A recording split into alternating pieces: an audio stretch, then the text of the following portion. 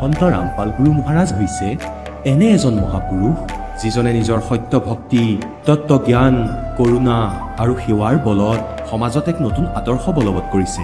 সন্ত ৰামপাল গুৰু মহাৰাজৰ নেতৃত্বত তেওঁৰ সকলো সৎলোক আশ্ৰমে কৰা বিস্ময়কৰ সমাজ কল্যাণমূলক কামে সমাজখনক সোণালী ভৱিষ্যতৰ এক নতুন আশা দেখুৱাইছে। সন্ত ৰামপাল গুৰু মহাৰাজৰ পৰা নাম দীক্ষা গ্ৰহণ কৰাৰ পিছত লাখ লাখ লোকৰ কৰ্কট ৰোগ, এইডছ আদি দুৰাৰোগ্য ৰোগ নিৰাময় হ'ল। সন্তজনাৰ জ্ঞানৰ পৰা অনুপ্ৰাণিত হৈ তেওঁৰ অনুগামীসকলে লাখ লাখ ইউনিট ৰক্তদান কৰে। সন্তজনাই লাখ লাখ ভগ্নী কন্যাৰ যৌতুকমুক্ত বিয়াৰ আয়োজন কৰালে। সন্তজনাই লাখ লাখ মানুহক ড্ৰাগছ আসক্তিৰ পৰা মুক্ত কৰিলে। কোটি কোটি ধ্বংসপ্ৰাপ্ত পৰিয়াল শান্তিত লাগিল। সন্তজনাৰ আশ্ৰমত সমাৱেশৰ সময়ত বিনামূলীয়া চকুৰ চিকিৎসা আৰু দন্ত চিকিৎসাৰ ব্যৱস্থা কৰা হয়। সন্ত ৰামপাল গুৰু মহাৰাজৰ দ্বাৰা পৰিৱেশ সুৰক্ষাৰ উদ্দেশ্যে সময়ে সময়ে বৃহৎ পৰিসৰত বৃক্ষৰোপণ কৰা হয়। সন্তজনাই আৰ্তজনক তাৎক্ষণিক সকাহ দিবলৈ এম্বুলেন্স সেৱা আৰম্ভ কৰিছিল। সন্তজনাই তেওঁৰ অনুগামীসকলক তেওঁলোকৰ শৰীৰ দান কৰিবলৈ অনুপ্ৰাণিত কৰে, যাতে মানৱতাৰ সেৱা আৰু চিকিৎসা ক্ষেত্ৰত উন্নতি কৰিব পৰা যায়। সন্ত ৰামপাল গুৰু মহাৰাজৰ সকলো আশ্ৰমত প্ৰতিদিনে বিনামূলীয়া ধৰ্মভোজৰ আয়োজন কৰা হয়, য'ত প্ৰতিবাৰেই প্ৰতিটো জাতি, প্ৰতিটো ধৰ্মৰ মানুহে একেলগে বহি ভোজন কৰে।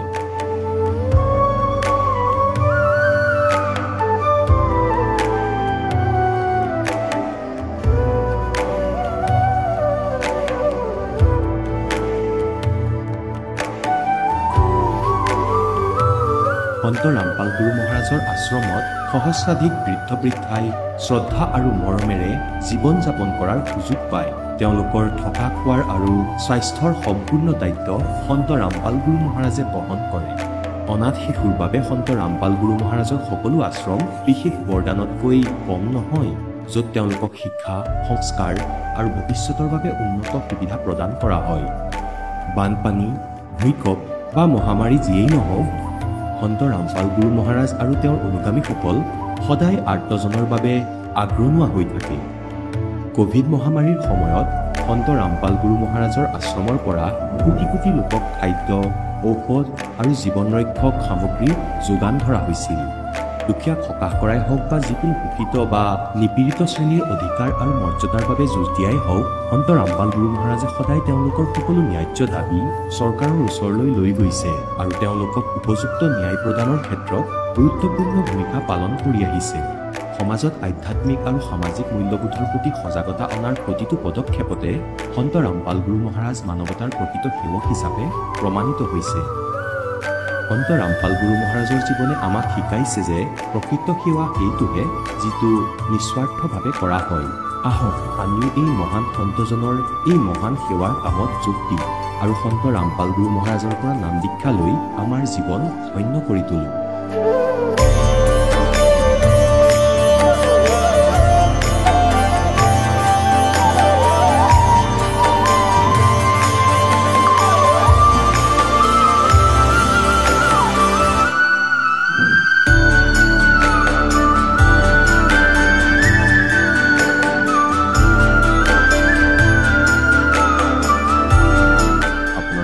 পৰিয়ালৰ সৈতে সৎলোক আশ্ৰমলৈ আন্তৰিকতাৰে আমন্ত্ৰণ জনোৱা হয়।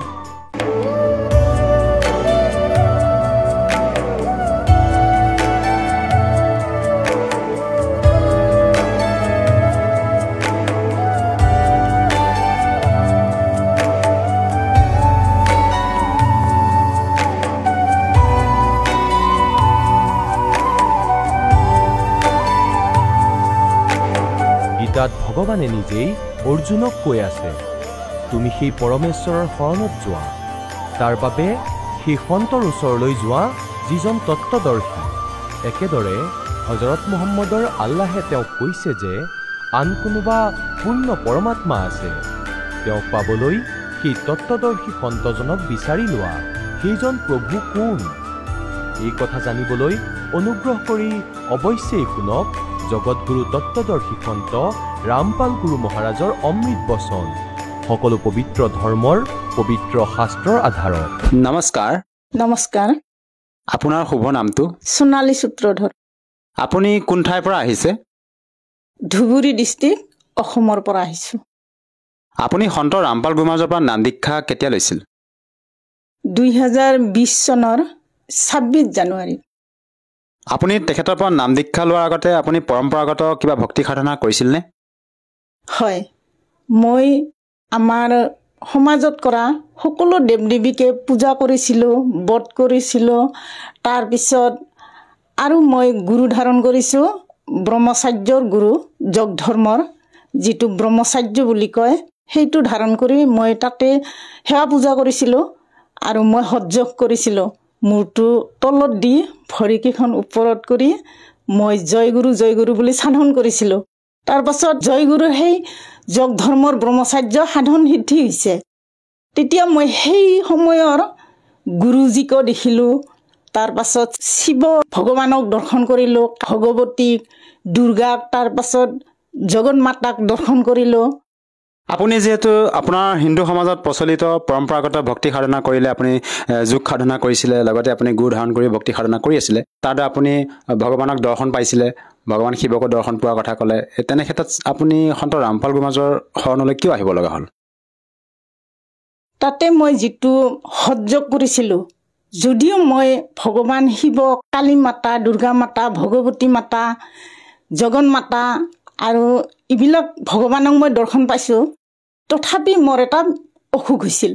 মানে সেই দৰ্শনৰ সময়তে মোৰ এটা এনেকুৱা অসুখ হৈ গ'ল যে মূৰটো ইমান ঘূৰাই, মূৰটো মানে ইয়াৰ পৰা মানে উৰি গুচি যাব খোজে। লগতে মূৰটো অত্যন্ত বিষায় আৰু গাবিলাক বেজি সানাৰ দৰে মানে সানি থাকে। সেই অসুখতে মোৰ মনত বেছি ভাল লগা নাছিল। আপুনি যিহেতু জনালে যে আপোনাৰ যি শাৰীৰিক সমস্যা আছিলে, আপোনাৰ মূৰ ঘূৰাই থকা যি সমস্যা, তাৰ পৰা আপুনি পৰিত্ৰাণ পোৱা নাছিলে। সেই সাধনা কৰি থকাৰ পিছতো আপোনাৰ সিদ্ধি অহাৰ পিছতো আপুনি কোনো ধৰণৰ মানে পৰিত্ৰাণ পোৱা নাছিলে শাৰীৰিকভাৱে। এইটো এটা আচৰিত কথা। আপুনি পূৰ্বতে ইমান সাধনা কৰি আছিলে, আপোনাৰ সিদ্ধি শক্তি থকাৰ পিছতো আপুনি শাৰীৰিকভাৱে অসুস্থ আছিলে। আৰু আপুনি বৰ্তমান যি সন্ত ৰামপাল গুৰুমাজৰ শৰণলৈ আহিলে, তেখেতৰ পৰা নাম দীক্ষা লোৱাৰ পিছত আপোনাৰ যিবিলাক সমস্যা আছিলে, সেই সমস্যাবিলাক দূৰ হ'লনে? হয়, মোৰ যিটো মই গুৰুৰ চৰণত থাকি যিটো মই হঠযোগ সাধনা কৰিছিলোঁ, সেই সাধনাত যদিও মোৰ সিদ্ধি হৈছিল আৰু বেলেগ বেলেগ বেমাৰহে উৎপত্তি হৈছিল, আৰু লগতে ভূত প্ৰেত ইত্যাদি লাগি থাকে। তাৰপাছত ইয়াতে মোৰ মানে লাভ হৈছে, বেমাৰটো গুচি গ'ল, মূৰ ঘূৰণিটো নাইকিয়া হ'ল, মূৰৰ বিষটো নাইকিয়া হ'ল, পেটৰ বিষ আছিল ইটোও নাইকিয়া হ'ল। তাৰপিছত গাত বেজি সানাৰ দৰে কৰি থাকে, ইটোও মোৰ নাইকিয়া হ'ল। লগতে আমাৰ ভকতজীৰ বিভিন্ন ধৰণৰ বেমাৰ আছিল, যেনে গলাটো মানে মাত ওলোৱা নাছিল, মাত মানে ফাঁচি গৈছিল, তেওঁৰো সেই মাতটো ভাল হৈ গ'ল। লগতে তেওঁৰ মানে এনেকুৱা প্ৰেছাৰৰ কাৰণে হাতখন অলপ বেকা হৈ আছিল, সেইটোও ভাল হৈ গ'ল। আৰু এটা কথা জানিব বিচাৰিছোঁ, যিহেতু আপুনি সন্ত ৰামপাল গুৰুমাজৰ পৰা দীক্ষা লৈ এনেধৰণৰ লাভ পাইছে, আপুনি তেখেতৰ এই জ্ঞানটো কেনেকৈ প্ৰাপ্ত কৰিলে? আপুনি তেখেতৰ শৰণলৈ কেনেকৈ আহিল? প্ৰথমতে আমাৰ ভকতজী বজাৰলৈ গৈছে, আৰু এখন বজাৰত মানে পুস্তক সেৱা হৈ আছিল। তেতিয়া জ্ঞান গংগা কিতাপ এখন বজাৰৰ পৰা লৈ আহিছে, বিশেষকৈ মোক পঢ়িবৰ কাৰণে। মই আধ্যাত্মিক জ্ঞানৰ কিতাপ পঢ়িবলৈ ভাল পাওঁ, সেয়েহে মোক পঢ়িবৰ কাৰণে জ্ঞান গংগা লৈ আহিছিল। আৰু সেই জ্ঞান গংগা পঢ়ি আমি সন্ত ৰামপালজী মহাৰাজৰ জ্ঞান প্ৰাপ্ত কৰিছোঁ। আপুনি যিহেতু সন্ত ৰামপাল গুৰুমাজৰ জ্ঞান গংগা নামৰ পুথিখন অধ্যয়ন কৰি জ্ঞান বুজি তেখেতৰ পৰা নাম দীক্ষা লৈ বৰ্তমান ভক্তি সাধনা কৰি আছে, আৰু আপুনি নিজে মত ব্যক্ত কৰিলে যে আপোনাৰ যিবিলাক শাৰীৰিক সমস্যা আছিলে, সেই সমস্যাবিলাক বৰ্তমান দূৰ হ'ল সন্ত ৰামপাল গুৰুমাজৰ পৰা নাম দীক্ষা লোৱাৰ পিছতে। আৰু এটা আচৰিত কথা, যিহেতু আপোনাৰ যিবিলাক সমস্যা আছিলে শাৰীৰিকভাৱে, যিবিলাক আপোনাৰ সমস্যা আপুনি মত ব্যক্ত কৰিছে, তাৰ বাবে আপুনি ডক্তৰৰ কাষলৈ যাব লাগিছিল। ডক্তৰৰ কাষলৈ যোৱা হ'লে হয়তো আপোনাৰ সেই ডক্তৰৰ চিকিৎসাৰ দ্বাৰা নিশ্চয় ঠিক হ'ল হয়, যিহেতু আমাৰ বৰ্তমান সময়ত আধুনিকতাৰ যুগ, চিকিৎসা পদ্ধতি উন্নত হৈছে। আপুনি ডক্তৰৰ কাষলৈ গৈছিলনে? হয়, ডক্তৰৰ ওচৰলৈ গৈছিলোঁ, কিন্তু ঔষধ খাই থকাৰ সময়ত অলপমান ভাল লাগে, আৰু কিছুদিন পাছতে একেই বেমাৰ হয়। মানে ডক্তৰৰ পৰা কোনো মানে ভাল নাপালোঁ। লগতে মানে যিটো মানে আমাৰ জগতৰ নিয়ম মতে আমি কবিৰাজ ধৰোঁ, ক'ৰবাত জ্যোতিষীৰ ওচৰত যাওঁ। এনেকৈ যোৱাতে তেওঁলোকে কয় বোলে কালী মাতাৰ দোষ, শিৱ ঠাকুৰৰ দছ, মনসাৰ দছ, ঘৰত সাপ সোমায়, সাপ ওলায়, তাৰ পাছত কলা কলা বতাহ হাৱা দেখা পাওঁ, তাতে বোলে ভূতৰ দছ, প্ৰেতৰ দছ, শ্মশানকালীৰ দছ, এইটো পূজা কৰিব লাগে, মানে পাঠা বলি দিব লাগে, ছাগল বলি দিব লাগে। হালে হালে পাঠা বলি দিছিল মোৰ দেউতাই আমাৰ বাবে, মোৰ ভণ্টিৰ বাবে। আমাৰ অসুখ হৈছিল তেতিয়া, মানে কোনো ফলাফল মানে ভাল পোৱা নাছিলোঁ। অলপমান ভাল লাগে আৰু পিছত আৰু একেই বেমাৰ হৈ থাকে। এই বেমাৰটো ভাল হোৱা নাছিল। যিহেতু আপুনি ডক্টৰ চিকিৎসা কৰিছিলে আৰু লগতে আপুনি কবিৰাজৰ কাষলৈ গৈছিলে, আপোনাৰ পৰিয়ালৰ লোকসকলে আপোনাৰ এই বলি বিধানো কৰিছিলে আপোনালোকৰ এই সমস্যাবিলাকৰ পৰা পৰিত্ৰাণ পাবৰ কাৰণে। আৰু এটা আচৰিত কথা, আপোনালোকে অসমৰ পৰা তেখেতৰ পৰা নাম দীক্ষা লৈ বৰ্তমান আচৰিত ধৰণে লাভ পাবলৈ সক্ষম হৈছে। এইটো আচলতে কেনেকৈ সম্ভৱ? এজন সন্তৰ পৰা নাম দীক্ষা লোৱাৰ পিছতে আপুনি এনেধৰণৰ লাভ পাইছে? এইটো হৈছে সৎভক্তি, মানে শাস্ত্ৰ অনুকূল সাধনা, যিটো আমাৰ সন্ত ৰামপালজী মহাৰাজে দিয়ে। তেওঁ শাস্ত্ৰ বিধিমতে, শাস্ত্ৰ অনুকূল মতে তেওঁৰ মন্ত্ৰবিলাক দিয়ে, আৰু সেই মন্ত্ৰ জপ কৰি আমাৰ সকলো বেমাৰ বা দুখ দুৰ্গতিবিলাক দূৰ হৈছে। আৰু তেখেতে কোনখন শাস্ত্ৰৰ আধাৰত আপোনালোকক ভক্তি বিধি প্ৰদান কৰে সন্ত ৰামপাল গুৰু মহাৰাজে? 4 বেদ, গীতা, 6 শাস্ত্ৰ, 18 পুৰাণ, কোৰাণ, বাইবেল, এইবিলাকৰ পৰা জ্ঞান প্ৰদান কৰে। আৰু আমি শুনিছোঁ যে তেখেতৰ পৰা নাম দীক্ষা লোৱাৰ পিছতে বহু লোকে মানে নিচাও ত্যাগ কৰিব পাৰে। এইটো কিমান দূৰ সত্য কথাষাৰ যে সঁচাকৈ সন্ত ৰামপাল গুৰু মহাৰাজৰ পৰা নাম দীক্ষা লৈ নিচা ত্যাগ কৰিব পাৰিনে? হয়, এইটো 100% সঁচা। কাৰণ আমাৰ ভকতজী নিচা কৰিছিল, চাধা খাইছিল, মানে চিগাৰেট খাইছিল, তাৰপাছত তামোল ইমান বেছিকৈ পাণ তামোল খাইছিল, যাৰ কাৰণে গলাটো ফাঁচি গৈছিল। মাছ মাংস খাইছিল। যিদিনাৰ পৰা এই আমাৰ সন্ত ৰামপালজী মহাৰাজৰ জ্ঞান গংগা কিতাপখন আমি চাইছোঁ, পঢ়িছোঁ, তেতিয়াৰ পৰা তেওঁ মানে নিচা ত্যাগ কৰিবলৈ বাধ্য হ'ল। তেতিয়াৰ পৰাই ত্যাগ কৰিছে। নাম দীক্ষা লোৱাই নাই, তেতিয়াই ত্যাগ কৰিছে। আৰু নাম দীক্ষা লোৱাৰ পাছত সম্পূৰ্ণভাৱে ত্যাগ কৰিছে। তেওঁ নিচা কৰা নাই, চিগাৰেট খোৱা নাই, চাদা খোৱা নাই, তামোল খোৱা নাই, আৰু গলাও ভাল হৈ গ'ল, বেমাৰো ভাল হৈ গ'ল। আৰু ইয়াৰ উপৰিও আপুনি পাৰিবাৰিকভাৱে অন্য কিবা লাভ পাইছেনে সন্ত ৰামপাল গুৰু মহাৰাজৰ পৰা দীক্ষা লোৱাৰ পিছত? হয়, মই বহুত লাভ পাইছোঁ।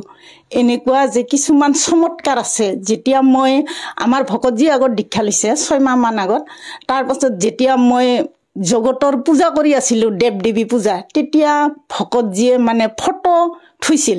সেই ফটো মানে মোৰ পূজাত এনেকুৱা পোহৰ দিয়ে নহয়, যেনে বাহিৰৰ পৰা আইনা, সূৰ্যৰ ফালে আইনা ধৰিলে যেনেকৈ ঘৰৰ ভিতৰত পোহৰ সোমাই যায়, ঠিক এনেকৈ যায়। মই ক'ৰ পৰা পোহৰ আহে? তাৰপাছত এই ফটোখন মই বাৰে বাৰে ওলোটাই থৈছিলোঁ। ওলোটাই থোৱাৰ পাছতো কেনেকৈ বতাহ আহি ফট কৰি আৰু সন্মুখত আহি মানে পোহৰ দিয়ে। তাৰপাছত মোৰ এইটো বহুত চিন্তা হৈ গ'ল। ইয়াৰ কেইদিনমান পাছত মোক দীক্ষা ল'ব কৈছে। মই নলওঁ, মোৰ ধৰ্ম আছে, ব্ৰহ্মচাৰ্য আছে, তেনেকুৱা কৈছিলোঁ। দীক্ষা আপোনাক কোনে ল'ব কৈছিলে? দীক্ষা আমাৰ ভকতজী কৈছে। তাৰপাছত মই নলওঁ। তাৰপাছত মোক এনেকুৱা এটা চমৎকাৰ দেখালে যে মই পৰমাত্মা সেই ৰামপালজী মহাৰাজক মই প্ৰশ্ন পুছিছিলোঁ, বহু প্ৰশ্ন পুছিছিলোঁ। মোৰ উত্তৰো দিছে। আৰু এদিন কৈ দিল যে মই উত্তৰ নিদিওঁ, আৰু তেতিয়াহ'লে মই দীক্ষা নলওঁ। তেতিয়া আৰু কৈছে, মোক প্ৰশ্ন সুধি থাক, মই উত্তৰ দি থাকিম। তাৰপাছত মই এনেকুৱা এটা চমৎকাৰ দেখিলোঁ যে সেই ৰামপালজী মহাৰাজৰ ৰূপত কবিৰ চাহেব এনেকৈ মোৰ সন্মুখত প্ৰকট হৈছে, যেনে মই সন্মুখত মানে দেখা পাই আছোঁ। আৰু মূৰত ইমান ডাঙৰ পোহৰ আছে নহয়, হালধীয়া ঝকঝক কৰি পোহৰ আছে। তেতিয়া মোৰ ভাৱ হ'ল যে এইটোতো সঁচাকৈ মানুহ নহয়, এইটো ভগৱানেই হয়। তেতিয়া মই ভাবিলোঁ এইটোৱে দীক্ষা ল'ব লাগিব। তাৰপাছত মোৰ ভকতজী কৈছে যে 4টা বজাতে আমি প্ৰাৰ্থনা কৰিব উঠিব লাগে। মই অলপ দেৰি কৰিছিলোঁ, 5টা বজাত উঠিছিলোঁ। তাৰপাছত মই একো লাভ নাপাওঁ, একো দেখা নাপাওঁ। তাৰপাছত এদিন 2দিনমান মই উঠিলোঁ 4টা বজাত। তাৰপাছত মই মালা গুনি থাকোঁতে মোৰ এনেকুৱা এটা চমৎকাৰ হৈ গ'ল, মই মালাৰ মাজত হীৰাৰ টুকুৰা দেখা পাইছোঁ। তাৰপাছত আৰু এটা দেখিছোঁ কি যে মোৰ মানে যিহেতু মোৰ মানে পূজা কৰা মই সোনকালে নুঠিছিলোঁ, সেয়ে মোৰ লাভ নিদিছিল। তাৰপাছত যেতিয়া মই 4টা বজাত উঠি পূজা কৰিলোঁ, তেতিয়া মোৰ মূল কোমল মানে কেনেকৈ পদুম ফুল খোল খাই যায়, মই এইটোও দেখা পালোঁ। আপুনি শৰীৰ কমলৰ কথা কৈছেনে? সেই পদুম ফুল যিটো আমাৰ গুৰুজীৰ প্ৰথম মন্ত্ৰত যিটো আমাৰ চেনেলবিলাকত পদুম ফুল থাকে সেইটো মানে মই দেখা পাই গৈছোঁ। পদুম ফুলটো পাহি মিলিছে। লগতে মই এদিন মানে মালা কৰি থাকোঁতে মোৰ ভাৱনাটো বেলেগত গ'ল। কেনেকুৱা আমাৰ অলপ পইচা টকা কম আছে, কিবা এটা কাম কৰিব লাগিব, টকা পইচা উপাৰ্জনৰ কাৰণে এনেকৈ ভাৱ হৈ গ'ল। তাৰপিছত গুৰুজীয়ে মোক সন্মুখত এনেকৈ দেখা দিলে যে চোতালৰ মাজতে এখন নদী হৈ গ'ল। সেই নদীৰ ওপৰত এনেকুৱা এখন নাৱত মানে টুলুঙা নাওখন একদমবাৰে ভৰ্তি কৰি মানে গুৰুজীয়ে ভকতসকলক যিবিলাক মানে ভকতে মানে ভকত আৰু উদ্ধাৰ পাইছে চাৰনাম প্ৰাপ্ত কৰাৰ পাছত ভকতসকলক মানে টুলুঙা নাৱত সতলকত লৈ গৈ গৈছে। তেতিয়া মই মানে সপোন পোৱাৰ নিচিনা বহি থাকাতে সাৰ পাই গ'লোঁ। খুবেই সতলকত যাব, মইহে পৰি ৰম। সেই তেতিয়া মোৰ আৰু এইটো এটা চমৎকাৰ দেখালে। আৰু যি আপুনি পূৰ্বতে সন্ত ৰামপাল গোমাজক দৰ্শন পোৱাৰ কথা কৈছে, আপুনি সেয়া বাস্তৱত দেখিছিল নে সপোনত দেখিছিলে যেতিয়া আপুনি সাধনা কৰি আছিল? মই যিমানবিলাক চমৎকাৰ দেখিছোঁ এইটো কেতিয়াও সপোন নহয়, এইটো বাস্তৱত মই দেখা পাওঁ। কাৰণ মই আগতে দেৱ দেৱী পূজা কৰাতে সন্মুখত মই দেৱ দেৱীবিলাকক দেখিছোঁ। ঠিক সেইদৰে সন্ত ৰামপালজী মহাৰাজকো মই তেনেকৈয়ে দেখিছোঁ। আৰু এটা আচৰিত কথা, যিহেতু আপোনালোকৰ গুৰু সন্ত ৰামপাল গোমাজে দৰ্শন দিছে, বাস্তৱিকতে আপুনি দৰ্শন পাইছে, সঁচাকৈ এটা আচৰিত কথা। আমাৰ যিসকল দৰ্শকে আজি আপোনাক প্ৰত্যক্ষ কৰি আছে, আপুনি তেওঁলোকক কি বাৰ্তা দিব বিচাৰে? যিহেতু আপুনি সন্ত ৰামপাল গোমাজৰ পৰা নাম দীক্ষা লোৱাৰ পিছতে শাৰীৰিকভাৱে হওক বা আৰ্থিকভাৱে হওক আপুনি বিভিন্ন প্ৰকাৰে লাভ পাইছে। আমি যে আমাক দৰ্শন দিব আহিছে সেইটোতো মানুহ হ'ব নোৱাৰে, সেইটো ভগৱান সত্যনাৰায়ণৰ অৱতাৰ হয়। আৰু লাভালাভ হিচাপে মই গীতাত 16 বছৰ বহিছোঁ। মানুহে গীতা পঢ়ে শুনে, কিন্তু সেইবিলাক মই ভাবিছোঁ এই গীতাৰ কথাবিলাক ক'ত পাম, কেনেকৈ পাম, ভগৱান ক'ত? কিন্তু তেতিয়া মোৰ জ্ঞান গংগা কিতাপখন পঢ়ি মোৰ চেতনা আহিছে যে সঁচাকৈ কৃষ্ণ আচল ভগৱান নহয়। কাৰণ মই শিৱ পূজা কৰিছিলোঁ, শিৱ ঠাকুৰো আচল ভগৱান নহয়। মই সেয়েহে 3-4 বাৰমান শিৱ ঠাকুৰৰ ত্ৰিশূল ঢাপ এইবিলাক মই চোতালত উল্টাই ফেলাই দিছোঁ আৰু কৈছোঁ যে তুমি ভগৱান নহয়, আচল ভগৱান কোন হয় সেইটো কৈ দে মোক, সেই ভগৱানকহে মোৰ ভক্তি দিবি। আৰু মই যেতিয়া গীতাত বহিছিলোঁ তেতিয়া মই কৈছোঁ যে সমাজে কয় জয় কৃষ্ণক চিন্তি হৰিবল। মই জ্ঞান গংগা কিতাপ পঢ়াৰ পিছত কৈছোঁ হে ভগৱান সত্যনাৰায়ণক চিন্তি, ভগৱান সত্যনাৰায়ণক চিন্তি জয় বুলি মই হৃদয়ত কৈছিলোঁ, মনে মনে মানুহক নেদেখাইছিলোঁ। সেয়ে মই আচল পুৰণা যিবিলাক দেৱ দেৱীৰ ভক্তি সেইবিলাক চাৰি মই ৰামপালজী মহাৰাজৰ চৰণত আহি মই বহুত আনন্দিত হৈছোঁ। যিহেতু মই আগতে মানে দেৱ দেৱী পূজা কৰি যদিও সিদ্ধি কৰিছিলোঁ, তাত মোৰ কোনো লাভ হোৱা নাছিল, বেমাৰ আজাৰ ভাল হোৱা নাছিল। আৰু মই এতিয়া সন্ত ৰামপালজী মহাৰাজৰ চৰণত আহি মোৰ আগৰ সেই বেমাৰবিলাক ভাল হৈ গ'ল। লগতে আমাৰ কিছু আৰ্থিক অৱস্থা ভাল নাছিল, সেইটো আমাৰ চলিব পৰা হৈ গ'ল। সেয়ে মই মানে সমাজক নমস্কাৰ কৰিছোঁ।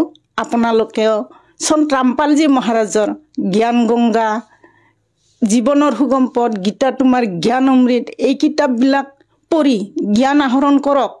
আৰু সন্ত ৰামপালজী মহাৰাজৰ সৎসংগ শুনি আপোনালোকেও সন্ত ৰামপালজী মহাৰাজৰ চৰণত আহক আৰু মোৰ দৰে লাভ প্ৰাপ্ত কৰি সুখী হওক। আৰু আমি যিহেতু অসমৰ নিবাসী, যদিহে আমি সন্ত ৰামপাল গোমাজৰ পৰা নাম দীক্ষা লওঁ কেনেকৈ ল'ব পাৰিম? যিহেতু আপোনালোকৰ গুৰু সন্ত ৰামপাল গোমাজ হাৰিয়ানা প্ৰান্তৰ নিবাসী হয়। আমি অসমৰ নিবাসী হ'লেও অসমতো সন্ত ৰামপালজী মহাৰাজে বহুকেইটা আশ্ৰম মানে নামদান কেন্দ্ৰ দি থৈছে, যেনে আমাৰ চিৰাং, তাৰপাছত হোজাই, তাৰপাছত ধুবুৰীৰ শেষ প্ৰান্ত সেই বক্সিৰহাটত, তাৰপাছত ইফালে নাহৰকটীয়া, গহপুৰত আৰু ঢেকীয়াজুলিত, এইবিলাকত আপোনালোকে যোগাযোগ কৰি নাম দীক্ষা ল'ব পাৰিব। লগতে আপুনি মোবাইলত, ফেচবুকত, ইউটিউবত চাৰ্চ কৰি সন্ত ৰামপালজী মহাৰাজৰ নামটো লিখি পঠিয়াই দিলে তাতে মংগল প্ৰবচন আহিব তাতে মংগল প্ৰবচনৰ তলত চন ৰামপালজী মহাৰাজৰ ফোন নম্বৰ থাকে, তাতে যোগাযোগ কৰি আপুনি বিনামূল্যে নাম দীক্ষা ল'ব পাৰিব। ধন্যবাদ থাকিল। সৎ চাহেব। এতিয়া জগতগুৰু তত্ত্বদৰ্শী সন্ত ৰামপাল গুৰু মহাৰাজৰ সৎসংগৰ মাধ্যমেৰে সেই অদ্বিতীয় আধ্যাত্মিক জ্ঞানৰ বিষয়ে জানি লওঁ, যাৰ মাধ্যমেৰে আপোনালোকেও প্ৰাপ্ত কৰিব পাৰিব এনেকুৱা আধ্যাত্মিক, মানসিক আৰু ভৌতিক সুখ যি এতিয়ালৈকে কেৱল আপোনালোকে মীৰাবাই, ধ্ৰুৱ, প্ৰহ্লাদ আদি কেইজনমান ভক্তৰ জীৱন কথাতহে শুনিছে। এতিয়া শুনক তত্ত্বদৰ্শী সন্তৰ সৈতে শাস্ত্ৰ অনুকূল ভক্তি সৎসংগ, এনেকুৱা অদ্বিতীয় আধ্যাত্মিক জ্ঞান যাৰ প্ৰমাণ আছে সকলো ধৰ্মৰ সকলো পবিত্ৰ শাস্ত্ৰত।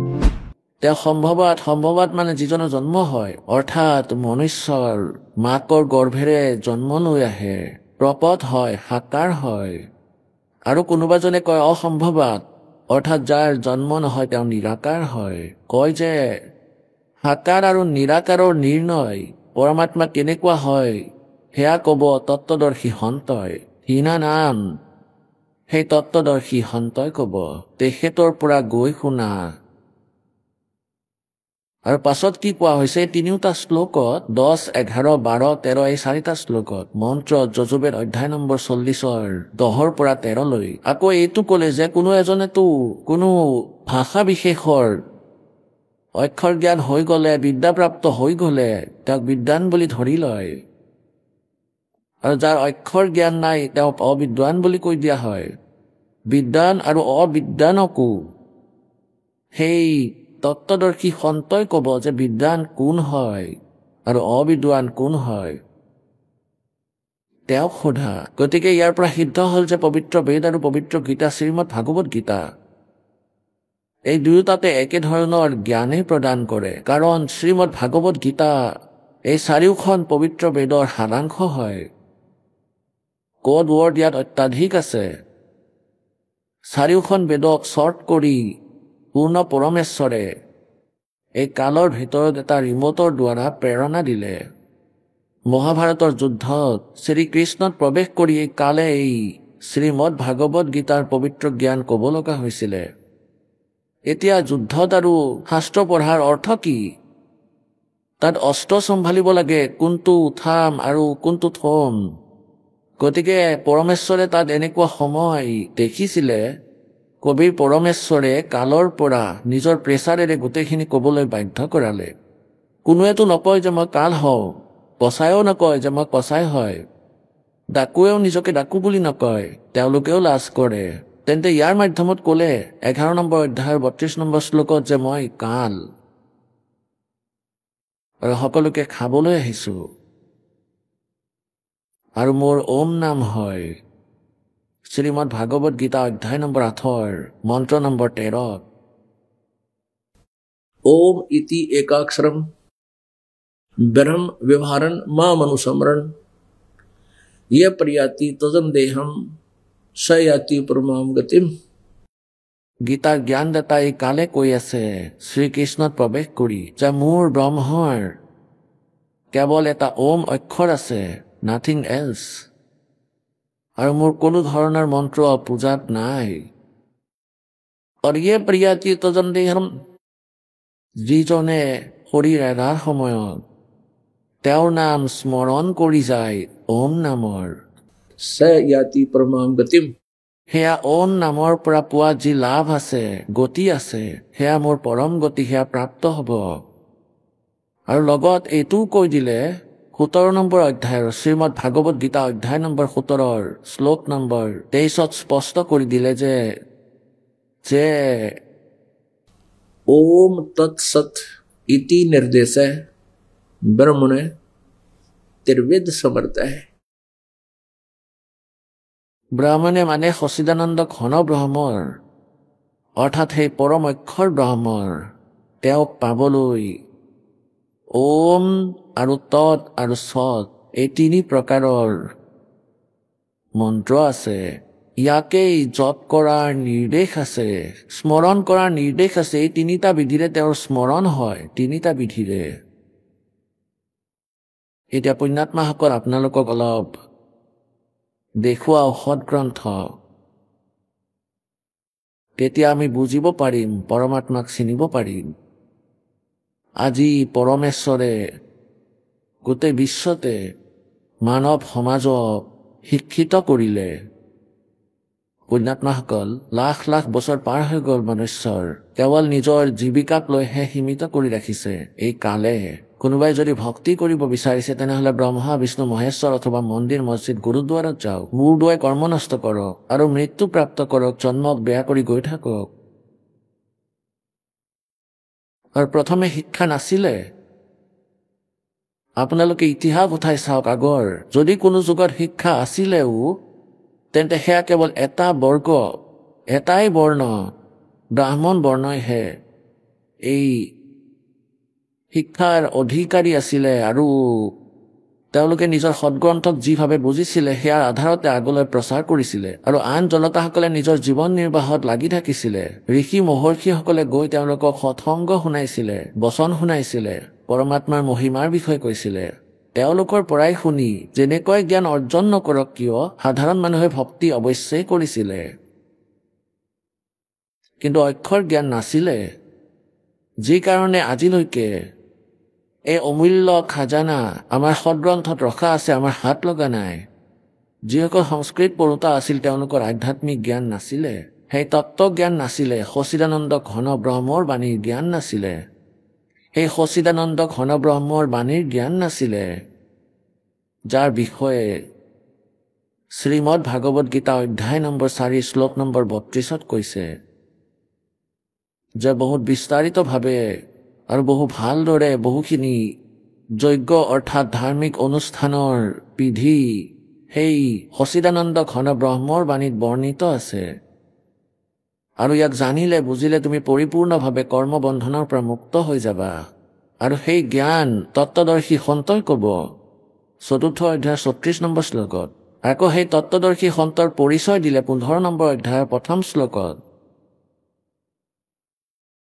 যে যি ওলোটাকৈ ওলমি থকা সংসাৰৰূপী বৃক্ষৰ বিষয়ে কৈ দিব, গা গছ কোনজন ভগৱান, ডাল কোনজন ভগৱান, শাখা কোনজন, শিপা কোনজন, চ বেদবিদ, তেওঁ তত্ত্বদৰ্শী সন্ত হয়, বেদৰ তাৎপৰ্য জানোতাজন।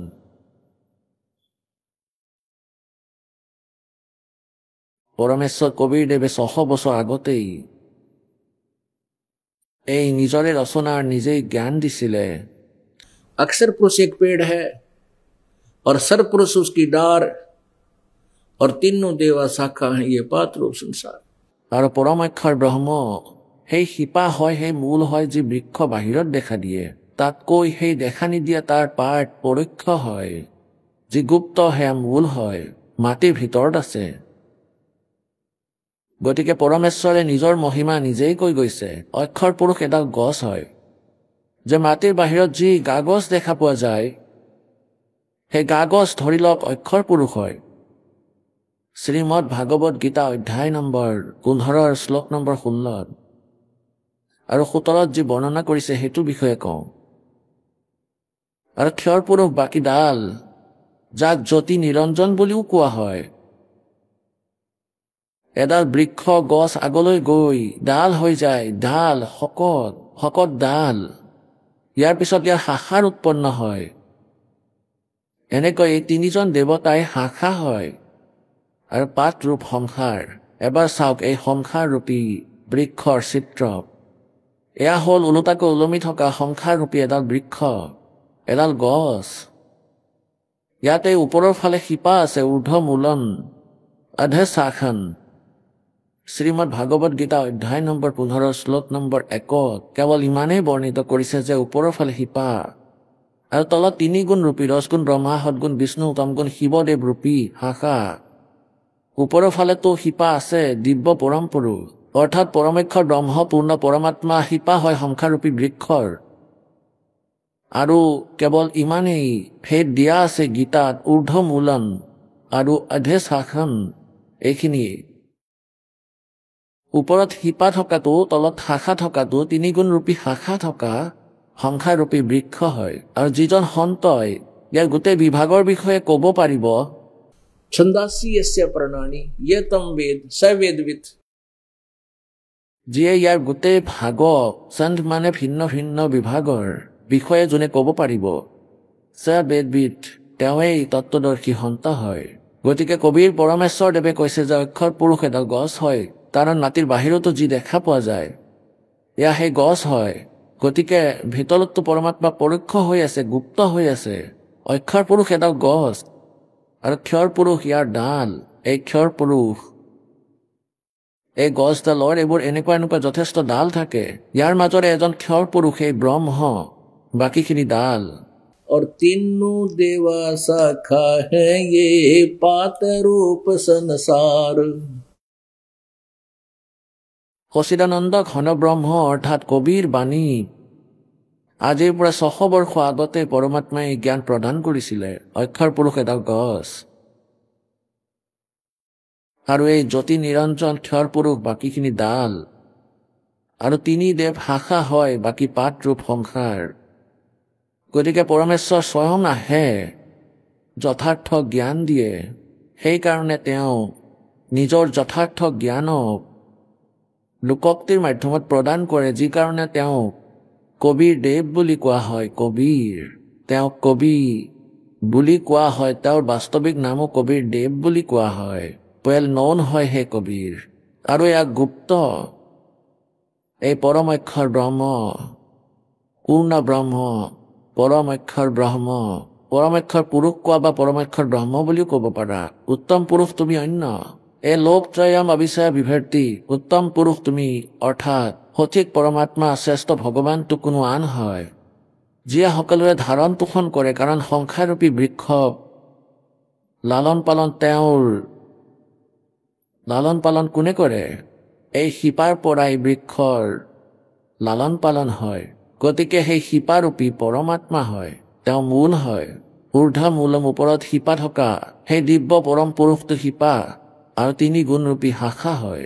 আৰু এনেকৈ এই প্ৰকাৰে এই সংসাৰৰূপী বৃক্ষৰ বিস্তাৰিতভাৱে বিৱৰণ পৰমেশ্বৰ কবিৰ দেৱে নিজৰ লোকোক্তিৰ মাধ্যমেৰে নিজৰ অমৰ বাণীত কবিৰ বাণীত কৈছিলে আজিৰ পৰা 600 বৰ্ষ আগতে। আৰু বেদেও কৈছে যে তেওঁ সচিদানন্দ ঘন ব্ৰহ্মই নিজৰ বাণী এনেকৈয়ে তেওঁ নিজৰ মুখ অৰবিন্দৰে উচ্চাৰিত কৰে। আৰু তেওঁ কবিৰ দেৱ হয়। এতিয়া আপোনালোকক শ্ৰীমদ ভাগৱত গীতা, ইয়াৰ পাছত আকৌ পবিত্ৰ বেদক দেখুৱাম। এয়া চাওক শ্ৰীমদ ভাগৱত গীতা। ইয়াৰ জয়দয়া গোবিন্দকা ইয়াৰ অনুবাদক হয়। গীতা প্ৰেছ গোৰখপুৰৰ পৰা প্ৰকাশিত হয়। এয়া চাব অধ্যায় নম্বৰ 4 আৰু শ্লোক নম্বৰ ইয়াৰ পৰা আৰম্ভ হৈছে 25। ইয়াত কি কৈছে যে আন যোগীজন অৰ্থাৎ কিছুমান যোগী সাধক, যোগীজন মানে সাধক, দেৱতাসকলৰ পূজন ৰূপ যজ্ঞৰে ভালদৰে অনুষ্ঠানবোৰ কৰিছিল। আৰু কিছুসকলে এতিয়া ব্ৰহ্মাগ্নো কেৱল ব্ৰহ্মলৈকে সাধনা কৰে। পৰব্ৰহ্ম, এইটো পৰব্ৰহ্ম নহয়, এইটো ব্ৰহ্ম হয়, লিখা আছে স্পষ্টকৈ। ব্ৰহ্মাগ্নো ব্ৰহ্ম পৰমাত্মাৰ অগ্নিত, ৰূপ অগ্নিত, অৰ্থাৎ তেওঁৰে লগনত লাগি থাকে। ইয়াৰ অৰ্থ এইটো হয়, আত্মাৰূপ যজ্ঞৰ হৱন কৰিছিলে আগলৈ 26ত। আৰু বেলেগ অৰ্থাৎ অন্য কিবা শ্ৰুত আদি সমস্ত ইন্দ্ৰিয়ৰ সংযম ৰূপ অগ্নিত হৱন কৰাইছিলে, অৰ্থাৎ চকু কাণ বন্ধ কৰি, আৰু ইয়াৰে নিজৰ সাধনা কৰে।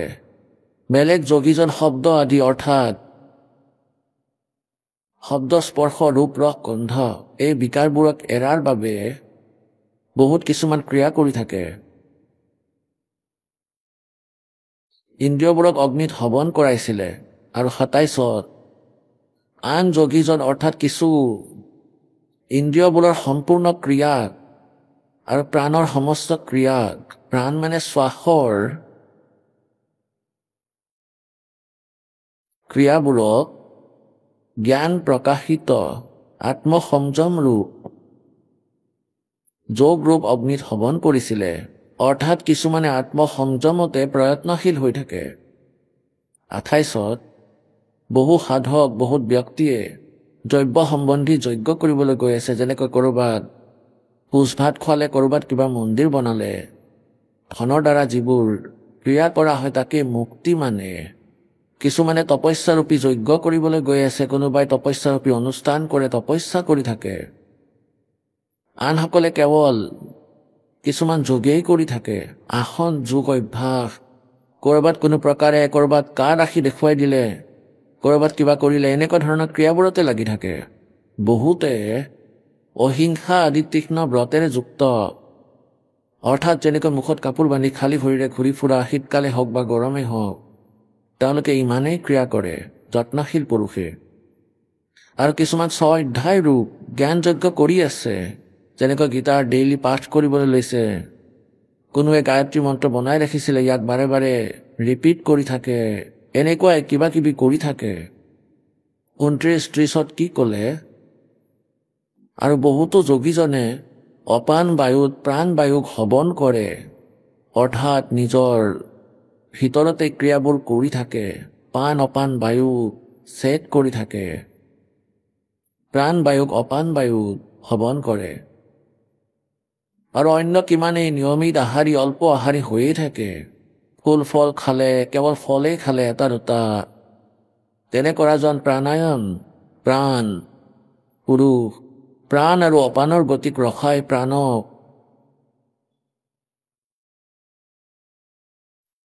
প্ৰাণতেই হৱন কৰিছিলে, অৰ্থাৎ উচ্ছ্বাসৰ সাধনা কৰে, সূক্ষ্ম উচ্ছ্বাস বনালৈ বহু বছৰলৈকে ইয়াক ৰখাৰ অভ্যাস কৰে, যথেষ্ট সময়লৈকে, আৰু বহু বছৰলৈ তেওঁলোক জীৱিতও থাকি যায়। এই সকলো সাধক যজ্ঞৰ দ্বাৰা, এই সাধনাৰ দ্বাৰা পাপৰ বিনাশ কৰা যজ্ঞক জানিছিলে। ইয়াৰ অৰ্থ তেওঁলোকে কিছু ভুল কৰিছে। ইয়াৰ অৰ্থ এইটো হ'ল যে সকলোৱে নিজৰ সাধনাবোৰক পাপ নাশ কৰোতা বুলি মানিছিলে। এতিয়া 31ত কি কৈছে? যিসকলে সাধনাই নকৰে তেওঁলোকতো একেবাৰে অকৰ্মণ্য হয়, তেওঁলোকৰ ভৰসাই শেষ হৈ যায় ভগৱানৰ ওপৰত, নাস্তিক হৈ যায়। হে কুৰুশ্ৰেষ্ঠ অৰ্জুন, যজ্ঞৰ পৰা বাচি যোৱা অমৃতৰ অনুভৱ কৰোতা সনাতন পৰব্ৰহ্ম, অৰ্থাৎ সনাতন ব্ৰহ্ম, অৰ্থাৎ সেই সনাতন পৰমাত্মা অনাদি ভগৱান সচিদানন্দ ঘন ব্ৰহ্ম পৰমাক্ষৰ ব্ৰহ্মক প্ৰাপ্ত হয়। আৰু যজ্ঞ নকৰা পুৰুষসকলৰ বাবে, অৰ্থাৎ যিসকলে সাধনাই নকৰে, ভক্তি নকৰেই, তেওঁলোকৰ বাবেতো মনুষ্য লোকো সুখদায়ক নহয়, গতিকে পৰলোক কেনেকৈ সুখদায়ক হ'ব পাৰে? এতিয়া 32ত স্পষ্ট কৰিছে, অধ্যায় নম্বৰ 4 শ্লোক নম্বৰ 32ত, এইদৰে আৰু বহু ধৰণৰ যজ্ঞ মানে ধাৰ্মিক অনুষ্ঠান। ব্ৰাহ্মণে মুখে, এয়া চাব, ব্ৰাহ্মণে মুখে, তেওঁলোকে ইয়াতো ভুল কৰিছে, বেদৰ বাণী নাই, এইটো লিখিব লাগিছিল, সেই উত্তম পুৰুষ তুমি অন্য, আন কোনো পৰমাত্মা আছে যি সচিদানন্দ ঘন ব্ৰহ্ম অক্ষৰ পুৰুষ, তেওঁৰ বাণী। এতিয়া ব্ৰাহ্মণৰ অৰ্থটো চাওঁ, এওঁলোকৰ দ্বাৰাই অনুবাদিত হয়। অধ্যায় নম্বৰ 17 শ্লোক নম্বৰ 23, এইটো চাব, এয়া চাওক, অধ্যায় নম্বৰ 17 শ্লোক নম্বৰ 23, ইয়াত চাওক, ओम तत्सत इति निर्देश है ब्रह्मणे, या स्पष्टকৈ লিখা আছে, ব্ৰাহ্মণে ত্ৰিবিধে সবৰ্তে, ব্ৰাহ্মণ তেন বেদ চেয়গ চেবিহিতা পুৰা। এতিয়া আমি ইয়াৰ পৰা এইটোকে ল'ব লাগে যে ব্ৰাহ্মণৰ অৰ্থনো কি? ওম তৎসৎ, ওম ওম তৎসৎ সৎ, এনেকৈ এই তিনি প্ৰকাৰৰ ব্ৰাহ্মণে মানে সচিদানন্দ ঘন ব্ৰহ্মৰ নিৰ্দেশে মানে নাম বুলি কৈছে। এতিয়া ইয়াত ব্ৰাহ্মণে মানে সচিদানন্দ ঘন ব্ৰহ্ম, অৰ্থাৎ গীতাৰ জ্ঞানদাতাৰ পৰা কোনো আন হয় এই সচিদানন্দ ঘন ব্ৰহ্ম, যি পৰমাক্ষৰ ব্ৰহ্ম হয়, উত্তম পুৰুষ তুমি অন্য, সেয়া তেওঁ হয়। এতিয়া এই ব্ৰহ্মণেৰ অৰ্থ আমি ল'ম সচিদানন্দ ঘন ব্ৰহ্ম। এতিয়া আমি আহোঁ অধ্যায় নম্বৰ 4 শ্লোক নম্বৰ 32। আকৌ পুনঃ ইয়াত চাওক, অধ্যায় নম্বৰ 4 শ্লোক নম্বৰ 32। এতিয়া ইয়ালৈ আহক। এই প্ৰকাৰে আৰু বহুত প্ৰকাৰৰ যজ্ঞ, ধাৰ্মিক অনুষ্ঠানৰ বিধি। এতিয়া ইয়াত লিখিব লাগিছিলে সচিদানন্দ ঘন ব্ৰহ্মৰ বাণী, তেওঁৰ নিজ মুখেৰে কোৱা বচন। ব্ৰাহ্মণে মুখে, মুখে মানে মুখ, ব্ৰাহ্মণে মানে সচিদানন্দ ঘন ব্ৰহ্ম, সচিদানন্দ ঘন ব্ৰহ্মৰ মুখেৰে উচ্চাৰিত জ্ঞানত বাণীত সচিদানন্দ ঘন ব্ৰহ্মৰ বাণী সেয়া বিস্তাৰিতভাৱে কোৱা আছে। আৰু এই সকলোকে তুমি কৰ্ম বুলি জানা, অৰ্থাৎ কাৰ্য কৰি কৰিয়েই তেওঁৰ অনুষ্ঠান কৰিব পৰা যায়, মন ইন্দ্ৰিয় আৰু শৰীৰৰ ক্ৰিয়াবোৰৰ দ্বাৰা সম্পন্ন হ'ব বুলি জানা। সেইদৰে তত্ত্বৰ পৰা জানি তেওঁৰ অনুষ্ঠানৰ দ্বাৰা যি সচিদানন্দ ঘন ব্ৰহ্মৰ বাণীত যিবোৰ জ্ঞানৰ বিষয়ে কোৱা হৈছে, তেখেতৰ অনুষ্ঠানৰ দ্বাৰা, তেওঁৰ সাধনাৰ দ্বাৰা তুমি কৰ্মবন্ধনৰ পৰা সৰ্বথা মুক্ত হৈ যাবা। এতিয়া 4ৰ্থ অধ্যায়ৰ 36 নম্বৰ শ্লোকত কৈছে, এয়া 34 নম্বৰ শ্লোক, সেই জ্ঞানক অৰ্থাৎ যি সচিদানন্দ ঘন ব্ৰহ্মৰ বাণীত আছে, সেই জ্ঞানক তুমি তত্ত্বদৰ্শী জ্ঞানীসকলৰ ওচৰলৈ গৈ বুজা। তেওঁলোকক ভালদৰে দণ্ডৱত প্ৰণাম কৰিলে, তেওঁলোকৰ সেৱা কৰিলে কপটতা এৰি, সৰলতাপূৰ্বক প্ৰশ্ন কৰিলে, ৱে তত্ত্বদৰ্শী না, সেই তত্ত্বদৰ্শী সন্ত, পৰমাত্মা তত্ত্বক ভালদৰে জানোতা সেই তত্ত্বদৰ্শী সন্ত জ্ঞানী মহাত্মাই তোমাক সেই তত্ত্ব জ্ঞানৰ বিষয়ে উপদেশ দিব। এতিয়া পুণ্যাত্মাসকল, আমি শুনি আছো সত্যনাৰায়ণ কথা। এয়া সেই সত্যনাৰায়ণ কথা যাক আমি কেতিয়াও শুনিব পৰা নাই। আৰু আজি আপোনালোকৰ সৌভাগ্য প্ৰাপ্তি হ'ল এই সত্যনাৰায়ণৰ কথা শুনাৰ। ইয়াক অতি মনোযোগেৰে শুনিব লাগে। আপোনালোকে সকলো কাম এৰি ইয়ালৈ আহে, আপোনালোক ইয়াত আহিব নোৱাৰে। আপোনালোকক এই সৎসংগ শুনিবলৈও পৰমাত্মাই দয়া কৰে, নহলেতো কালে 1 মিনিটৰ বাবে সময় নিদিয়ে আপোনালোকক, 1 ছেকেণ্ডো। নাজানো কিমান বিপত্তি আপোনালোকৰ ওপৰত জাপি দিয়ে। কোনোবা হস্পিটেলত পৰি আছে, কাৰোবাৰ ভৰি ভাঙি গ'ল, কাৰোবাৰ আৰু কিবা অন্য সমস্যা হ'ল, বেমাৰ হৈ গ'ল, নতুবা শ প্ৰকাৰৰ অসুবিধা আপোনালোকৰ হৈ গ'ল। না ঘৰৰ পৰা ওলালে আৰু পইচাও লাগে, হস্পিটেলত পৰি থাকিলে, কোনোবা জেলত গ'ল। তেন্তে সকলোবোৰ আপোনাৰ বিঘ্নক মৰ্দন কৰি, আপোনাৰ সকলো আহিবলগীয়া বিঘ্ন সেই সকলোকে ৰাস্তাত বাধা দি আপোনালোকক পৰমাত্মাই ইয়ালৈ পঠিয়ায়। গতিকে ইয়াক অতি মনোযোগেৰে শুনিব লাগে। ইয়াত আপোনালোকে যিমানে সময় পাইছে, ইয়াত পৰমাত্মাই দিয়া, গড গিভেন হয়, নিজৰ কোটাৰ পৰা দিছে মালিকে। নহলেতো আমি দেখিছিলো আমাৰ ককা আজু ককাহঁতে সেই কল্লোৰ দৰে মহক খেদি খেদি তাতেই মৰি গৈছিলে। পথাৰৰ পৰা ঘৰ, ঘৰৰ পৰা পথাৰ, পথাৰৰ পৰা ঘৰ, তাতেই মৰি গৈছিলে আৰু শেষত পশুজনী প্ৰাপ্ত হয়। আজি কৃপা কৰিছে আপোনালোকৰ ওপৰত ভগৱানে, নহলেতো আপোনালোকে দোকানত আৰু ঘৰত, পথাৰত আৰু ঘৰত, চাকৰিত আৰু ঘৰত, নহলে বা ৰাস্তাত কেতিয়া কি কাম নষ্ট হৈ যায়, কেতিয়া মৃত্যু হৈ যায়। গতিকে এই কৃপা দাতাই কৰিছে। এই সৎসংগটো আপোনালোকে যিকোনো ঠাইতে শুনিবলৈ পাইছে। হয়তো চিডিৰ মাধ্যমেৰে শুনি আছে, কোনোবাই টিভিৰ মাধ্যমেৰে শুনি আছে, আৰু কোনোবাই পুস্তক পৰমাত্মাৰ যিয়ে দাসে বনাইছে ইয়াক পঢ়ি শুনি আছে। এই বিশেষ কৃপা পৰমাত্মাৰ আপোনালোকৰ ওপৰত আছে। আপোনালোক ইমান পুণ্যকৰ্মী প্ৰাণী। গতিকে এই সময়কো বহুত ধ্যানেৰে, বহুত ভালদৰে সদুপয়োগ কৰিব লাগে আপোনালোকে। এতিয়া আমি সচিদানন্দ ঘন ব্ৰহ্মক চিনি পাব লাগিব, তেওঁ কোন হয়। কোনোবাই কাৰোবাক সত্যনাৰায়ণ বুলি মানি আছিলে, অবিনাশী পৰমাত্মাক। কোনোবাই কাৰোবাক মুক্তিদায়ক বুলি মানি আছে, কাৰোবাক সুখদায়ক বুলি। গতিকে এয়া আমাৰ নিজৰ ধাৰণা আছিলে, যথাৰ্থ জ্ঞান নাছিলে, এয়া লোকবেদ আছিলে। আমি সেই সত্যনাৰায়ণক চিনি পাব লাগে। শ্ৰীমদ ভাগৱত গীতা অধ্যায় নম্বৰ 2 শ্লোক নম্বৰ 53 ক'লে যে অৰ্জুন, যেতিয়া তোমাৰ বুদ্ধি এই ভ্ৰমিত কৰোতা ভিন্ন ভিন্ন প্ৰকাৰৰ বচনৰ পৰা আঁতৰি পৰমাত্মাত স্থিৰ হৈ যাব, তেতিয়াই তুমি যোগ প্ৰাপ্ত কৰিবা। যোগ প্ৰাপ্ত হোৱা মানে অৰ্থাৎ তেতিয়া তুমি সাধক হ'বা। তুমি এনেকৈ ধৰি লোৱা যে তুমি ভক্তি পাই গৈছা, তেতিয়া তোমাৰ ভক্তি প্ৰাপ্ত হ'ব, সাধনা প্ৰাপ্ত হ'ব। তুমি ষ্টাৰ্ট কৰিছা তোমাৰ এই যোগ ভক্তি সাধনা। অন্যথা আপোনালোকে কোনো মন্ত্ৰ জপ কৰে, কোনো অন্য মন্ত্ৰ জপ কৰে, কোনোবাই কিবা অনুষ্ঠান আয়োজিত কৰে কোনো প্ৰকাৰৰ, ইয়াকে নিজৰ সাধনাক সঠিক বুলি মানি আছে। গতিকে সৰ্বপ্ৰথমে আপোনালোকে এই জ্ঞানক বুজি পাব লাগে। শ্ৰীমদ ভাগৱত গীতাৰ অধ্যায় নম্বৰ 4 শ্লোক নম্বৰ 33 কৈছে যে সকলো যজ্ঞৰ পৰা এই জ্ঞান যজ্ঞ শ্ৰেষ্ঠ হয়। দ্ৰব্য সম্বন্ধী যজ্ঞতকৈ জ্ঞান যজ্ঞ শ্ৰেষ্ঠ।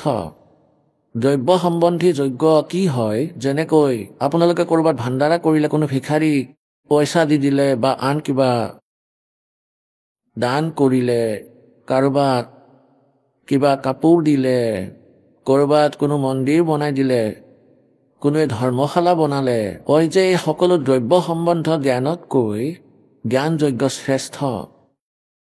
জ্ঞান যজ্ঞ এই তত্ত্ব জ্ঞান হয়, এই তত্ত্ব সৎসংগ হয়। তত্ত্বদৰ্শী সন্তৰ দ্বাৰা দিয়া যি জ্ঞান, সেয়া জ্ঞান যজ্ঞ হয়। তত্ত্বজ্ঞানক বুজাৰ পিছত আমি মাৰ্ক পাওঁ কেনেকুৱা ধৰণৰ সাধনা কৰিব লাগে, কোন পৰমাত্মা হয়, আমি ক'ৰ পৰা আহিছোঁ, আমাৰ উদ্দেশ্য কি, যিবোৰ সাধনা আমি কৰি আছোঁ সেয়া সঠিক নে ভুল। গতিকে এয়া জ্ঞান যজ্ঞৰ পৰা ক্লিয়াৰ হৈ যাব, কনচেপ্ট ক্লিয়াৰ হ'ব। গতিকে ক'লে যে এই দ্ৰব্য সম্বন্ধী যজ্ঞৰে চকু বন্ধ কৰি ক'ৰবাত দান কৰিলে, ক'ৰবাত পইচা দিলে, ক'ৰবাত ভাণ্ডাৰা কৰিলে, ক'ৰবাত কিবা কৰি দিলে, ক'ৰবাত মন্দিৰ স্থাপন কৰিলে, কোৱা হয় যে চকু বন্ধ কৰি মনৰ মতে সাধনাক কৰাতকৈ জ্ঞান যজ্ঞ শ্ৰেষ্ঠ হয়। আগতে তত্ত্বদৰ্শী সন্তৰ সেই জ্ঞানক বুজি লোৱা, তাৰপিছত সেই সাধনা বিধিগতভাৱে কৰা। गुरुबिंद माला फेरते गुरुबिंद देखते दान, गुरुबिंद दोनों निष्फल हैं जे पूछो वेद पुराण। সেই অনাধিকাৰীসকলক দিয়া দান সেইবোৰ ব্যৰ্থ হয়, ইউজলেছ হয়। কুপাত্ৰক দান দিব নালাগে, দানো গুৰু অবিহনে দিব নালাগে। গতিকে এনেকৈ কোৱা হৈছে আপোনালোকক মৰ্যাদাবত সাধনাৰ জ্ঞান তত্ত্বদৰ্শী সন্তইহে ক'ব পাৰিব, তেওঁলোকৰ পৰা শুনা। গতিকে পুণ্যাত্মাসকল, প্ৰথমে আমি সত্যনাৰায়ণক চিনি পাব লাগে। তেওঁ কোন হয়, ক'ত থাকে, তেওঁ কি লীলা কৰে, যাতে আমি তেওঁক চিনি পাব পাৰোঁ, আৰু ক'ত লিখা আছে তেওঁৰ লীলাবোৰ, আৰু কেতিয়া কৰিলে সেই পৰমাত্মাই এনেকুৱা লীলা যি আমাৰ সদগ্ৰন্থত লিখা আছে। তেন্তে আমি তেতিয়া সেই সত্যনাৰায়ণক চিনি পাই পুনৰ একচিত্ত হৈ ভক্তি কৰিম। আমি নিঃসংশয় হৈ যাম, আমি দৃঢ় হৈ যাম এজন ভগৱানত। যেতিয়া এইটো প্ৰমাণ হৈ যাব যে তেওঁ ভগৱান হয়, এই অবিনাশী সত্যনাৰায়ণ হয়, অবিনাশী ভগৱানৰ পূজা কৰিলে আমিও অবিনাশী হৈ যাম, আৰু নাশবান ভগৱানৰ ভক্তি কৰিলে আমিও নাশবান হৈয়ে থাকিম। যেনেকৈ গীতাৰ অধ্যায় নম্বৰ 4 শ্লোক নম্বৰ 5 আৰু 9, গীতাৰ অধ্যায় নম্বৰ 2 শ্লোক নম্বৰ 12, এই গীতাৰ জ্ঞানদাতাই কয় যে অৰ্জুন, তোমাৰো আৰু মোৰো এই ক্ষৰ ব্ৰহ্ম। গীতাৰ জ্ঞানদাতাই শ্ৰীকৃষ্ণত প্ৰৱেশ কৰি কৈ আছে এই ব্ৰহ্মই। তেওঁ স্বয়ং কয় যে তোমাৰ আৰু মোৰ বহু জনম হৈ গৈছে, তুমি নাজানা, মই কিন্তু জানো। মোৰ জন্ম আৰু কৰ্ম দিব্য হয়। এতিয়া আপোনালোকক কোৱা হৈছে যে যেতিয়া এখন ব্ৰহ্মাণ্ডৰ বিনাশ হয় আৰু ৭০,০০০ বাৰ এই ত্ৰিলোকীয় শিৱৰ বিনাশ হয়, তেতিয়া এটা কাল এটা ব্ৰহ্মাণ্ডৰ বিনাশ হ'ব ধৰে, আৰু এই ব্ৰহ্মৰো মৃত্যু হয়, দুৰ্গাৰো মৃত্যু হয়, আৰু তেওঁলোক বেলেগ এখন ব্ৰহ্মাণ্ডত গুচি যায়। তেওঁলোকৰ ২১খন ব্ৰহ্মাণ্ড আছে। গতিকে তাত যোৱাৰ লগে লগে তেওঁলোকৰ নিজে নিজেই যুৱ শৰীৰ হৈ যায় দুয়োজনৰ। গতিকে এওঁ কি কৈছে যে মোৰ জন্ম আৰু মৃত্যুটো আছেই, কিন্তু মোৰ জন্ম আৰু কৰ্ম দিব্য।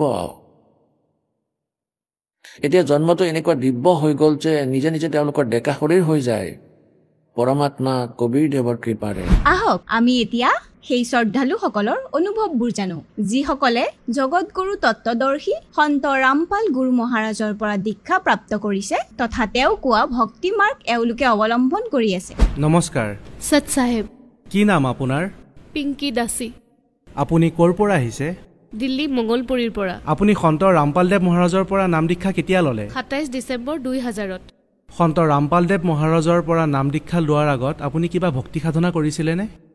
মই ভক্তি কৰা নাছিলোঁ, কিন্তু শ্ৰদ্ধা আছিলে। যেনেকৈ চেৰাৱলীৰ ওপৰত, শিৱদেৱৰ ওপৰত, আৰু আমাৰ মান্যতা আছিল গুগাদেৱৰ ওপৰত। গুগাদেৱ আৰু বাকী 3জনৰ ওপৰত কেৱল শ্ৰদ্ধা আছিলে, বাকী লেনা দেনা একো নাছিলে। আপুনি সন্ত ৰামপালদেৱ মহাৰাজৰ শৰণলৈ অহাৰ কাৰণ কি আছিলে?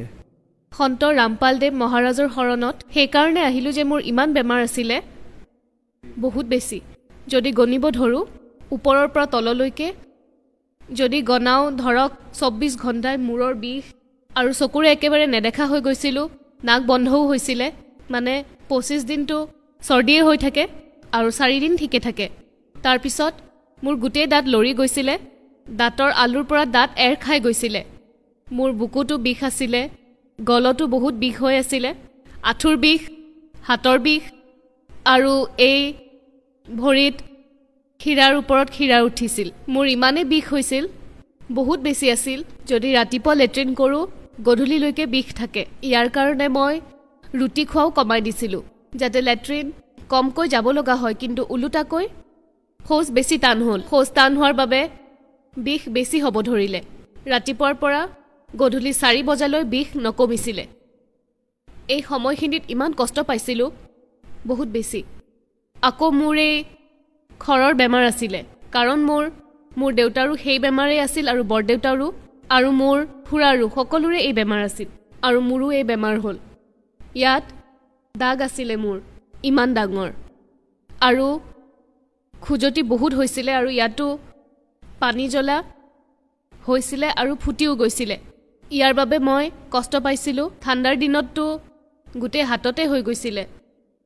আপুনি কোৱা অনুসৰি আপোনাৰ বহুত বেমাৰ আছিলে, গতিকে আপুনি সন্ত ৰামপালদেৱ মহাৰাজৰ পৰা নাম দীক্ষা লোৱাৰ পিছত আপোনাৰ সেই বেমাৰ ভাল হ'লনে? যেতিয়াই মই নাম ল'লোঁ 27 ডিচেম্বৰ 2000, ৰাতিপুৱা যেতিয়া উঠিলোঁ মোৰ মূৰৰ বিষ নোহোৱা হৈছিল, আৰু এই চকুটোৰে 2 দিনৰ পিছত দৃষ্টিশক্তি আহি গৈছিলে। আৰু তৃতীয়তে মোৰ এই ভৰিৰ যে বিষ আছিল সেয়াও হোৱা বন্ধ হৈছিল, আৰু যে শিৰাৰ ওপৰত শিৰা উঠিছিল সেয়াও ঠিক হৈ গ'ল। পাইলছৰ বেমাৰটোও ভাল হৈ গ'ল। এই বেমাৰটো মোৰ একেবাৰে নোহোৱা হৈ গ'ল। 2000 15 ছেপ্টেম্বৰৰ পৰা 26 নৱেম্বৰৰ ভিতৰত পেটতে পোৱালি এটা নষ্ট হৈ গ'ল, আৰু তাৰ বাবে বহুত তেজ গৈছিল। দেৱালীৰ দিনা মোৰ 4 বজাৰ পৰা এনেকৈ তেজ গৈছিল যেনেদৰে পাইপেৰে পানী যায়, আৰু গধূলি 7 বাজি গৈছিলে। মোৰ মায়ে নাম লৈ আছিল গুৰুদেৱৰ পৰা, তেওঁ 1999 লৈছিল। তেতিয়া তেওঁৰ খং উঠি মোৰ মায়ে গুৰুদেৱৰ ওচৰত প্ৰাৰ্থনা জনালে যে গুৰুদেৱ হয়তো তাইক ঠিক কৰি দিয়ক, নহ'লে মই প্ৰাৰ্থনা নকৰোঁ। এয়ে কৈ মোৰ মায়ে ধাইবুৰীক মাতিব গুচি গ'ল। তেওঁ অহাৰ আগতেই 5 মিনিটতে এটা কণীৰ সমান কিবা বাহিৰলৈ আহিল, গতিকে তাৰপিছত তেজো বন্ধ হৈ গ'ল। নহ'লে সেই সময়ত মোৰ মৃত্যু হ'ল হয়েই, কাৰণ ইমান তেজ ওলোৱাৰ পিছত কোনেও জীয়াই থাকিব নোৱাৰে। তাৰপিছত মই পেৰেলাইজ হৈ গৈছিলোঁ, মোৰ এই ৰাজহাড়ডাল ভাঙি গৈছিলে, আৰু সেই সময়ত মই 9খন হস্পিটেলত দেখাইছিলোঁ, কিন্তু কোনেও বেমাৰটো ধৰিব পৰা নাছিল। 6 মাহ মই খোৱাই নাছিলোঁ। এই বেমাৰত মই ইমান কষ্ট পাইছিলোঁ। না মই পাছফালে মূৰ লগাব পাৰিছিলোঁ, না মই বেলেগকৈ শুব পাৰিছিলোঁ। মই শুবই পৰা নাছিলোঁ। 6 মাহলৈকে মই খোৱা নাছিলোঁ, বহি বহিয়ে ৰাতি কটাইছিলোঁ। দিনত নিজৰ কাম কৰি ৰাতি বহি কটাইছিলোঁ। যেতিয়া নিজৰ ঘৰলৈ গৈছিলোঁ মই বহি থাকোঁতে ৰাতি 2-2:30 মান বজাত এনেকৈ বহি বহি মোৰ শৰীৰ জঠৰ হৈ গৈছিল। তেতিয়া মোৰ মা উঠিল 2:30 বজাত, ক'লে ঠাণ্ডা পৰিছে, কাপোৰ উৰি লোৱা। যেতিয়া মোক চুই চালে মই বহুত শীতল পৰি গৈছিলোঁ। তেতিয়া মোক তৎক্ষণাত হস্পিটেলত লৈ গ'ল। ৰোহটকৰ চিকিৎসকে ইমান ইমাৰ্জেঞ্চি হোৱাৰ পিছতো ভৰ্তি নকৰালে, বেজি দিলে আৰু ক'লে ৰাতিপুৱা OPDত আহিবা। ৰাতিপুৱা OPDলৈ লৈ গ'ল। তাত ডক্টৰসকলে এবাৰ ইফালে এবাৰ সিফালে পঠিয়ালে। যেতিয়া শেষত নম্বৰ আহিল তালৈ পঠিয়াই দিলে যে তাইক য'ত পেৰালাইচিছৰ চিকিৎসা হয় তালৈ লৈ যোৱা। তাৰপিছত ডক্টৰে চকীত বহুৱাই এনেকৈ ক'লে যে ভৰি উঠোৱা, কিন্তু ভৰি নুঠিলে। শেষত ক'লে যে তাই এনেকৈয়ে থাকিব, তাইৰ শক্তি শেষ হৈ গ'ল, এনেকৈয়ে থাকিব। 800 টকাৰ ঔষধ লিখি দি দিলে, ক'লে তাইক ঘৰত নিয়া, এনেকৈয়ে থাকিব তাই। ঘৰ অহাৰ পিছত হৃদয়ৰ পৰা যেতিয়া মাতিলোঁ তেতিয়া গুৰুদেৱে ক'লে যে পাৱাৰন হস্পিটেলত পঠাই দিয়া। তাত যোৱাৰ পিছত তেওঁলোকে তৎক্ষণাত এডমিট কৰিলে যে তাই ঠিক হ'ব। সন্ত ৰামপাল দেৱক প্ৰাৰ্থনা কৰিলোঁ যেতিয়া গুৰুদেৱ কৰথা কাণ্ডৰ বাবে ৰোহটাক জেইলত আছিলে। যেতিয়া প্ৰাৰ্থনা কৰিলোঁ গুৰুদেৱে ক'লে যে এই নাম সঠিকভাৱে জপ কৰিবা আৰু নিজৰ ভক্তি কৰি থাকিবা, ঠিক হৈ যাবা।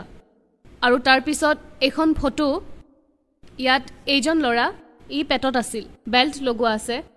তেতিয়া এই ল'ৰাজন পেটত আছিল আৰু ডাক্তৰে এইটো কৈছিলে যে মাকে যেতিয়া সন্তান পেটত থকাত সম্পূৰ্ণ আহাৰ নাখায় তেতিয়া সন্তান হয়তো মগজুহীন জন্ম হয় অথবা পেৰেলাইজ জন্ম হয়। আৰু 9 মাহ মই ইমান ঔষধ খাইছিলোঁ, টেবলেট খালোঁ 500 ml 250 ml। তাৰপিছত এই ল'ৰা ঘৰতে জন্ম পালে, য'ত নেকি ভগতদেৱে নিজে খানা খুৱাইছিলে, বহুৱাই আৰু খুৱাই থৈছিলে। মোৰ ইমান সাহস নাছিল যে মই উঠি বহিবও পাৰোঁ। তথাপিও গুৰুদেৱৰ দয়াত মই এইটো গম নাপালোঁ যে পেটত সন্তান আছে নে নাই, আৰু ঘৰতেই হৈ গ'ল ই নৰ্মেল। আৰু ই এতিয়া ইমান বুদ্ধিয়ক পঢ়াত যে সি নিজৰ ভনীয়েককেইটাতকৈ বেছি চোকা পঢ়াত। গতিকে এয়া পৰমাত্মাৰেই চমৎকাৰ, যি পৰমাত্মাইহে কৰিব পাৰে। নহ'লেতো আমি এনেকুৱা পেৰেলাইজ অৱস্থাত জন্ম দিয়াটো একেবাৰে অসম্ভৱ। মোৰ মৃত্যু নিশ্চিত আছিল, এই ল'ৰাটোও মৰিলে হয় আৰু ময়ো মৰিলোহেঁতেন। সন্ত ৰামপাল দেৱ মহাৰাজৰ দয়াত এতিয়া আমি দুয়ো ঠিকে আছোঁ। মোৰ স্বামী তেওঁ ইমানেই নিচা কৰিছিলে, ইমান মদ খাইছিলে যে তেওঁ ক'ত পৰি থাকে তেওঁ গমেই নাপায়।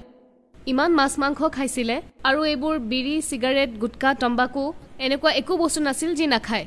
সন্ত ৰামপাল দেৱ মহাৰাজৰ দয়াত মোৰ স্বামীৰ মদ, তম্বাকু, বিড়ি, চিগাৰেট এই সকলো নাম লোৱা মাত্ৰয়ে এৰা খাইছিল সকলো। 2013ত ইমান ডাঙৰ দুৰ্ঘটনা হৈছিল বাহাদুৰগড় টিকৰি বৰ্ডাৰৰ পৰা।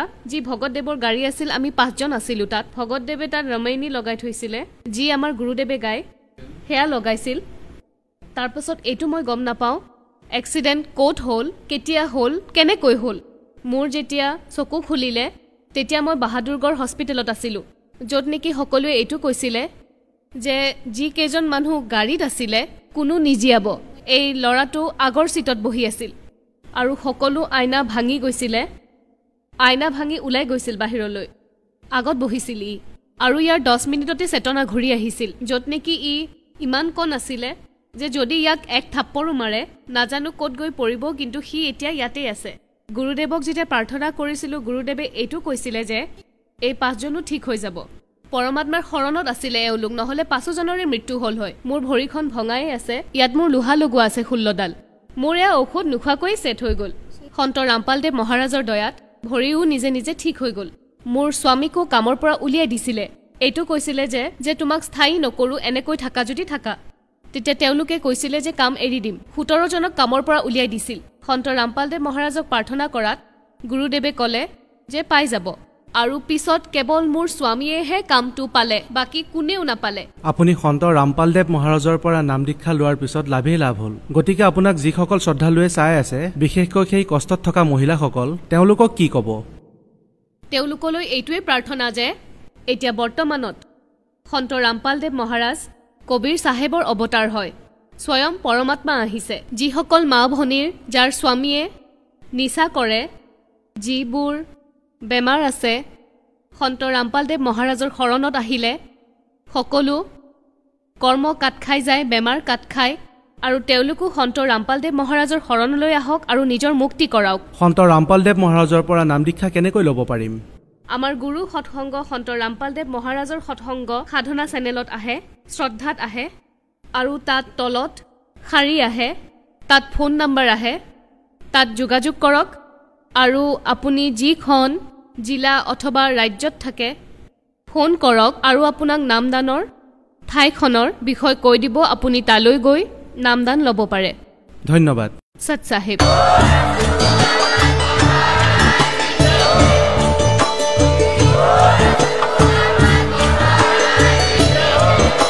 আপুনি শুনি আছিলে জগতগুৰু তত্ত্বদৰ্শী সন্ত ৰামপাল গুৰু মহাৰাজৰ মংগল প্ৰবচন। অধিক জানিবৰ বাবে ভিজিট কৰক www.rampalguru.org jagatgururampalji.org সন্ত ৰামপাল গুৰু মহাৰাজৰ শুভ আশীৰ্বাদত সমগ্ৰ বিশ্বতে 500তকৈ অধিক নাম দীক্ষা কেন্দ্ৰ আছে য'ত সন্ত ৰামপাল গুৰু মহাৰাজৰ দ্বাৰা বিনামূলীয়াকৈ নাম দীক্ষা দি থকা হৈছে আপোনাৰ ওচৰৰ নাম দীক্ষা কেন্দ্ৰৰ ঠিকনা জানিবলৈ সম্পৰ্ক কৰক 7082208528